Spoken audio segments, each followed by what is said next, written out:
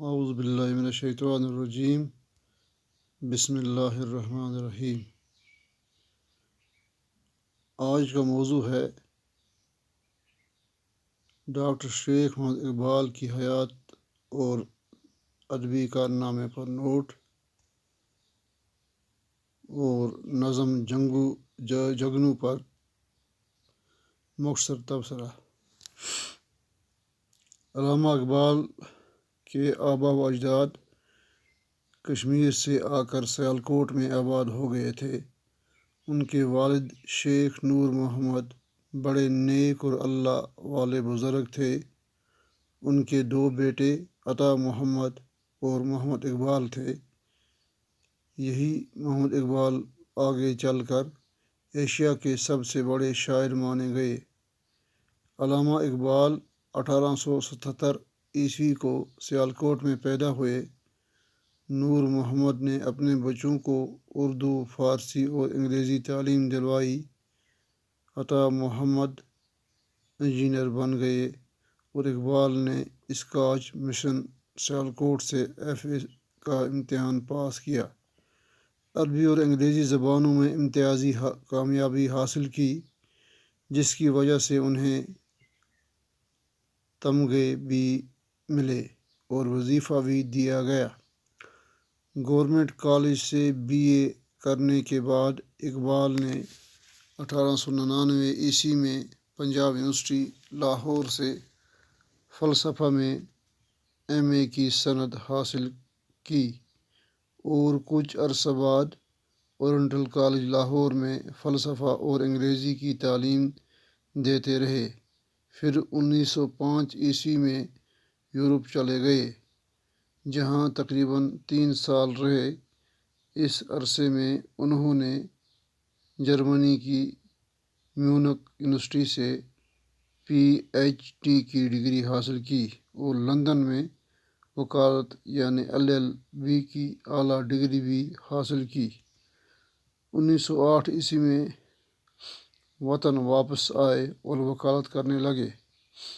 اقبال کو شاعری کا شوق و ذوق شروع سے ہی تھا۔ لاہور کے مشاعروں میں شریک ہونے لگے تو ہر طرف شہرت ہو گئی۔ حضرت داغ دہلوی ڈاک کے ذریعے آپ کی کلام کی اصلاح کر کے آپ ان کو حوصلہ افزائی کرتے تھے۔ اقبال کا شمار دنیا کے چند بلند پایہ شعراء میں ہوتا ہے۔ وہ نہ صرف ایک عظیم شاعر تھے بلکہ بلند پایہ فلسفی، روشن خیال انسان، مفکر اعظم اور حکیم الامت بھی تھے۔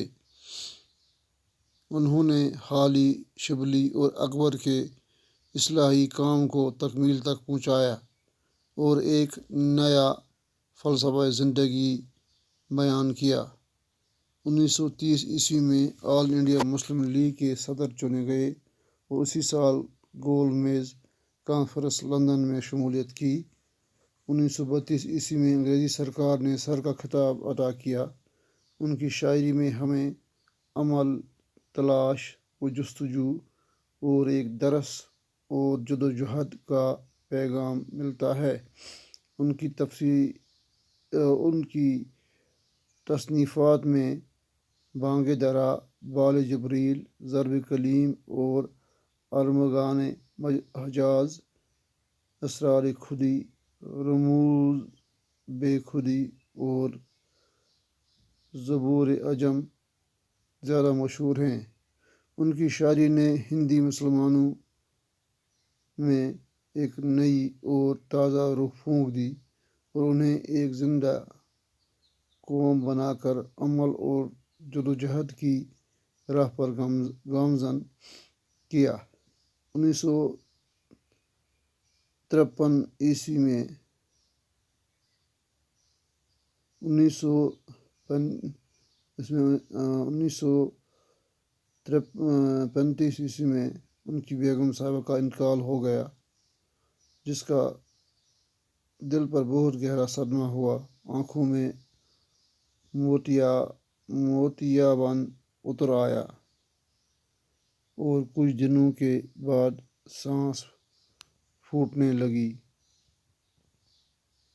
1937 میں طبیعت زیادہ بگڑ گئی، قلب بہت کمزور ہو گیا۔ بہت علاج کرنے کے باوجود صحت یاب نہ ہوئے اور آخر کار 61 سال کی عمر میں 21 اپریل 1938 کو دنیا کے عظیم شاعر اور مفکر کی زندگی کا سفر ختم ہوا۔ شاہی مسجد لاہور کے احاطے میں ابدی نیند سو رہے ہیں۔ اس طرح سے ساز خاموش ہو گیا، مگر نغمے آج بھی زندہ ہیں اور قیامت تک گونجتے رہیں گے۔ نظم جگنوں پر مختصر تبصرہ۔ اللہ تعالیٰ نے دنیا کی ہر چھوٹی بڑی چیز کو خصوصیتوں سے نوازا ہے۔ جگنوں ہو یا پروانہ، چاند ہو یا ستارہ، پھول ہو یا شبنم، کوئی بھی چیز فضول نہیں ہے۔ مخلوقات کو امن و امان اور اخوت کے لیے پیدا کیا گیا ہے۔ یہ پوری نظم جگنوں ڈاکٹر سر محمد اقبال کے تخیل کی بلندی پر شاہد ہے۔ اس کے پہلے بند میں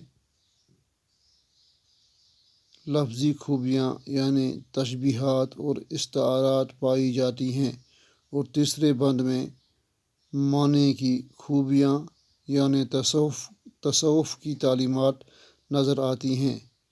یہ نظم چونکہ تصوف کے مطابق ہے، اس لیے بہت اہم ہے۔ اس میں بنیادی خیال یہ ہے کہ اس نظم کی ہر شے میں خدا کا جلوہ پوشیدہ ہے، جو دراصل تو نظر آتا ہے، مگر دنیا کی بجلی کی روشنی نے ہماری نگاہوں کو اس قدر گھیرا کر دیا ہے کہ ٹی وی، لیپ ٹاپ، انٹرنیٹ، موبائل اور فلمی ستارے کے علاوہ اب کسی کو کچھ نظر نہیں آتا۔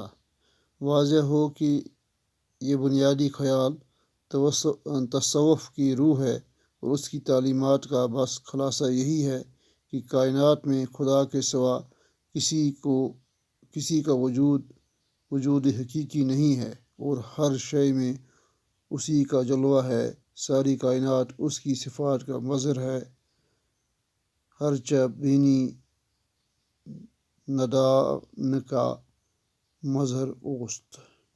باقی وسلم۔